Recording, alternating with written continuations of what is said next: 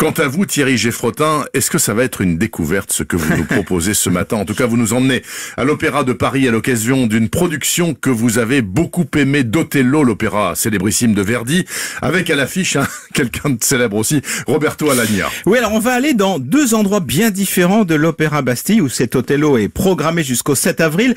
Tout d'abord, c'est normal, sur la scène, là où se déroule ce drame de la jalousie, là où chante Roberto Alagna. Addio, addio vessillo, trionfale Dio, e via squillanti sul battito. Quel coffre infernal. Il est ténor, hein? Oui, ténor. oui. Je sais pas, je me gourre toujours dans les... Oui, c'est vraiment le ténor par excellence.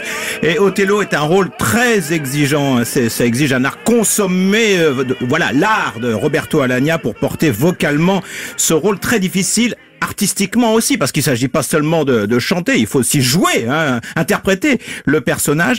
Et ce rôle, écoutez bien, Roberto Alagna a commencé à le travailler alors qu'il était tout jeune et encore élève. C'est un rôle que j'ai travaillé, je me souviens, quand j'avais 17 ans, avec mon professeur cubain, qui voulait absolument, il m'avait fait promettre de lui chanter à 40 ans, je lui ai chanté à 50. Et le deuxième endroit où vous souhaitez nous emmener après la scène? C'est beaucoup plus intime, dans sa loge, parce qu'à peine sorti de scène, le temps de quitter le plateau de l'Opéra Bastille, de prendre l'ascenseur, parce que c'est immense, cet endroit, eh bien Roberto Alagna m'attendait dans sa loge. Alors j'ai croisé ses parents qui étaient venus le féliciter, c'est très touchant de se dire voilà, papa et maman sont là. J'ai croisé aussi son épouse qui joue dans Othello, et voilà, j'ai parlé avec lui d'Othello évidemment, mais aussi de sa santé, parce que figurez-vous, ça on se dit toujours, les artistes ils passent à travers toutes les maladies de la terre. Eh bien pas du tout, parce que avant de commencer à chanter à Bastille, Roberto Alagna a été malade au tout début des représentations.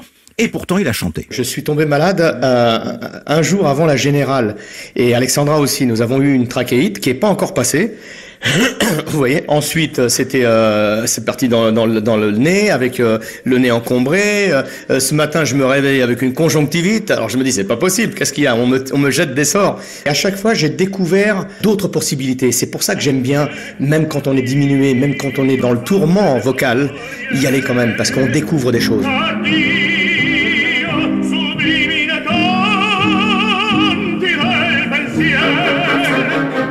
Quoi de pire que des affections ORL pour faire ce boulot-là? Ce qu'on entend là, ça a été enregistré pendant la Générale, c'est-à-dire que c'est au moment où il est malade. Là, il est malade. Oui. Ça doit être quel métier, n'est-ce pas? Roberto Alagna à l'affiche d'Othello de Verdi il a à un Bastille. élixir, non? Oui, absolument. Jusqu'au 7 avril, la star se livrait à cœur ouvert pour les auditeurs d'Europe 1, par la grâce, bien sûr, de Thierry Geffrotin, que je remercie beaucoup.